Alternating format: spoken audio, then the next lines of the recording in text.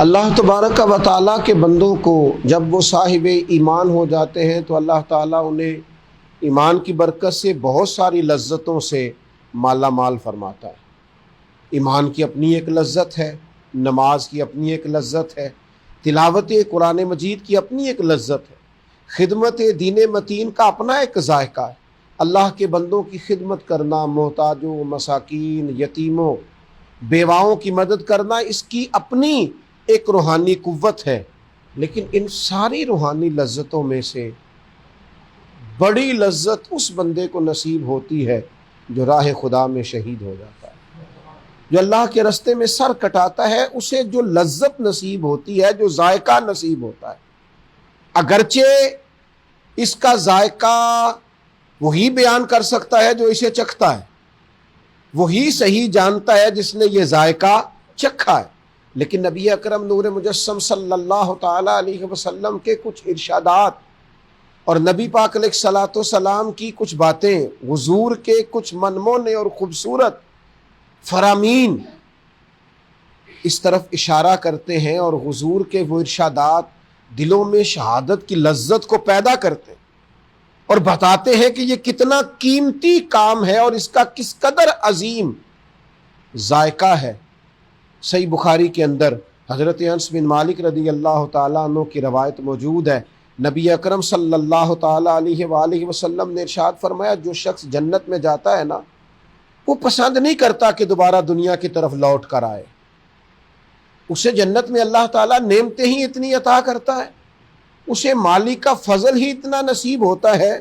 کہ وہ پسند نہیں کرتا کہ دوبارہ لوٹ کے آئے۔ اسے دنیا کی ہر چیز دی جاتی ہے، مگر شہید کا معاملہ یہ ہے کہ وہ تمنا کرتا ہے۔ کریم محبوب صلی اللہ تعالی علیہ وسلم فرماتے ہیں، وہ تمنا کرتا ہے کہ وہ لوٹ کر جائے اور 10 مرتبہ راہ خدا میں قتل کیا جائے، 10 مرتبہ اللہ تبارک و تعالیٰ کی بارگاہ میں اسے شہید کیا جائے، بار بار شہید کیا جائے۔ گویا اسے جنت میں بھی لذت آتی ہے، پر جو لذت اس کے رستے میں سر کٹانے کی ہے نا، جو لذت اس کی راہ میں جان قربان کرنے کی ہے، جو اس کے رستے میں اپنے آپ کو پیش کر دینے کی لذت ہے، یہ کتنی کو لذت ہے، یہ شہادت کا کتنا کو ذائقہ ہے کہ میرے نبی اکرم صلی اللہ تعالی علیہ وآلہ وسلم فرماتے ہیں، حضرت ابو ہریرہ رضی اللہ تعالیٰ عنہ حدیث کے راوی ہیں اور صحیح بخاری میں حدیث موجود ہے، حضور علیہ الصلوۃ والسلام فرمانے لگے، قسم اس ذات کی جس کے قبضے میں میری جان ہے، میری یہ آرزو ہے، میری یہ تمنا ہے کہ میں اللہ تعالیٰ کے راستے میں شہید کیا جاؤں، پھر زندہ کیا جاؤں، پھر شہید کیا جاؤں، پھر زندہ کیا جاؤں، پھر شہید کیا جاؤں۔ غلاموں کو ان لفظوں کی لذت تو ذرا لینی چاہیے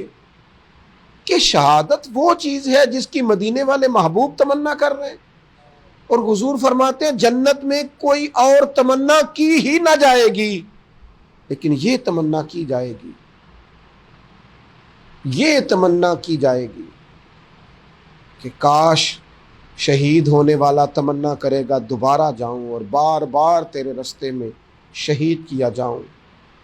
لوگ شہیدوں کا تذکرہ تو کرتے ہیں، شہیدوں کی بات تو کرتے ہیں، شہیدوں کے یوم تو مناتے ہیں،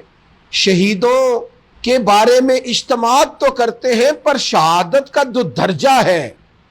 شہادت کی جو بلندی ہے، شہادت کا جو مقام ہے، وہ وہی جان سکتا ہے جسے اللہ تبارک و تعالیٰ یہ اعزاز عطا کرتا ہے۔ اس کیفیت کو وہی محسوس کر سکتا ہے، یا وہ محسوس کر سکتا ہے جو صاحب دل ہو اور جس کے سینے میں یہ تڑپ پائی جاتی ہو۔ اللہ تبارک و تعالیٰ اپنے محبوب پاک کا صدقہ امت میں سے ہم سب کو